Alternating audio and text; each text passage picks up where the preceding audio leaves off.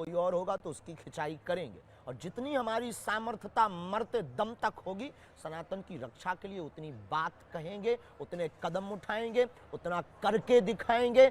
चाहे भले ही सनातन की रक्षा के लिए हमारे प्राण कल निकलते हों, आज निकल जाएं, लेकिन हम मरते दम तक सनातन हिंदू राष्ट्र की बात नहीं छोड़ेंगे, तो नहीं छोड़ेंगे, चाहे कोई व्यक्ति कुछ भी बोल ले या कोई भी हम पर आरोप लगा ले। शास्त्री जी, ये तो कहने की बात हो गई ना, हम करके बताएंगे, वो बता रहे हैं। कैसे करके बताएंगे? ये भारत के लोग बताएंगे। भारत लोकतांत्रिक मुल्क है, हम लोकतांत्रिक के बाहर नहीं है, हम संविधान के बाहर नहीं है। देश को आप हिंदू राष्ट्र कैसे करेंगे शास्त्री जी? मुझे ये तो समझाइए ना। उसका लोगों को हम जोड़ेंगे, कोई तरीका तो होगा ना। हाँ, बहुत अच्छा। लोगों को हम जोड़ेंगे, हाँ, लोगों को हम जागरूक करेंगे, हाँ, फिर जागरूक करके लोगों को शपथ दिलवाएंगे।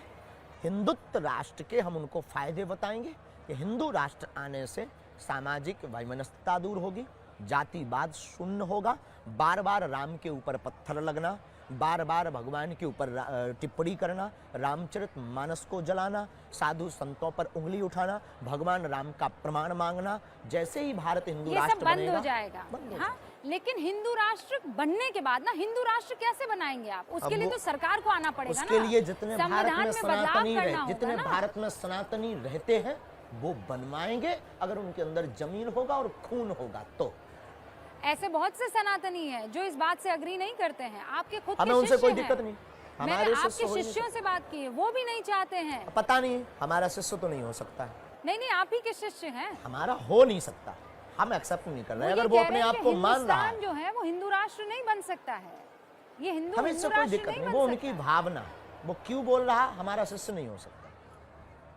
अब अपने आप को वो मान रहा हो तो हमें उससे कोई दिक्कत भी नहीं। हमें कोई गुरु मानता है, कोई पंडित जी मानता है, कोई महापुरुष मानता है, आपने कहा कि कोई पाखंडी भी मानता है, तो हमें उससे कोई दिक्कत नहीं। अगर वो अपना शिष्य मान रहा, हमको गुरु मान रहा है, तो ये उसकी पर्सनल। हमारी पर हमारा शिष्य हमको मानने वाला, और भारत में एक एक हिंदू हमारी बात से सहमत है, और नहीं सहमत है तो हम ये मानेंगे कि उसके डीएनए में प्रॉब्लम।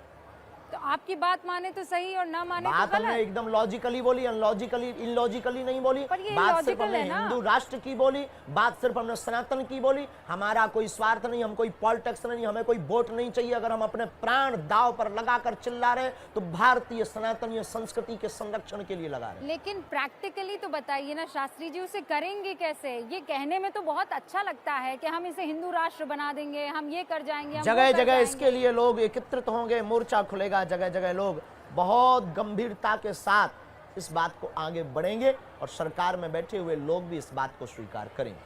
आपकी सरकार में किसी से बात हुई है? बिल्कुल भी नहीं, आपसे हुई है।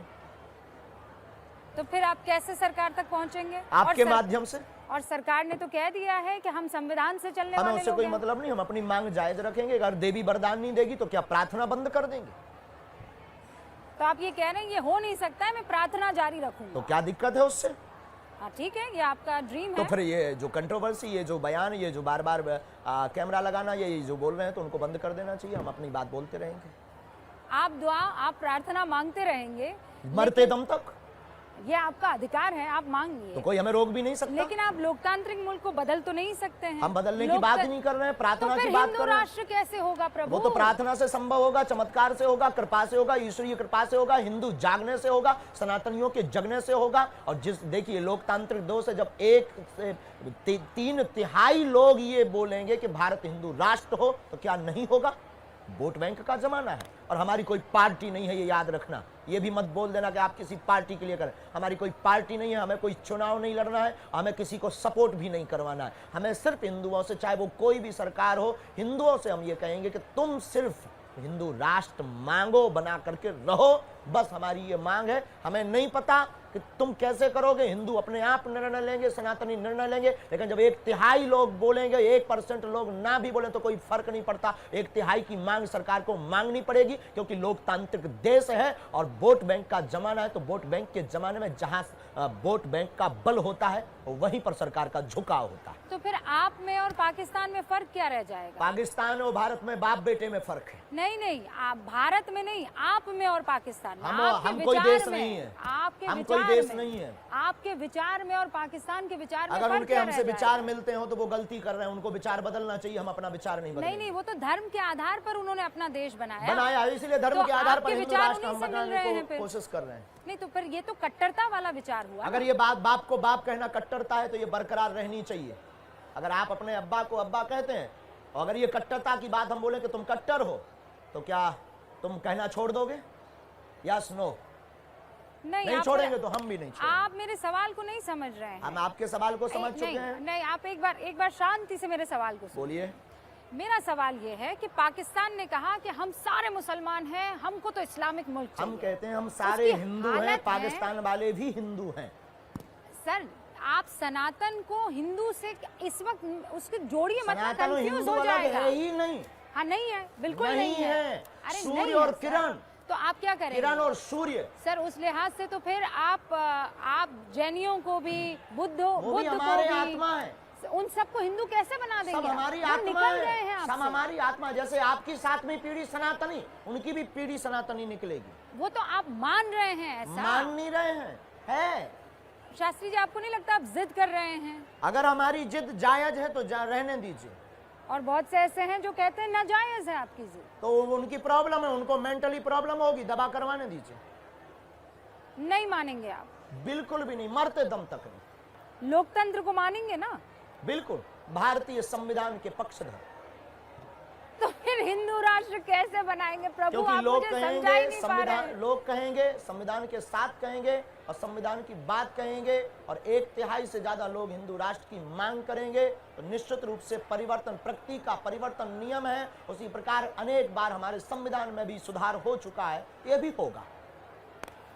आप कह रहे हैं आपकी प्रार्थना में ताकत है, आपको जो बिल्कुल है, कृपा उसकी मिली है ताकत का उसमें परिणाम ताकत ये है है। कि लाखों लोगों का भला हो रहा है। स्वामी प्रसाद मौर्य को जानते हैं ना आप? एक पॉलिटिशियन है, वो ये कह रहे हैं कि हमारा अगर उनके बाबा ऊपर कोई में- कमेंट्स नहीं, राजनेता पर। नहीं नहीं नहीं, उन पर मत कीजिए, उनके बयान पर मैं चाह रही हूँ। वो ये कोई कह रहे बयान पर हैं, हमारा उनका निजी मत कि हो सकता है, आप हमारे में- सामने आकर बात करें।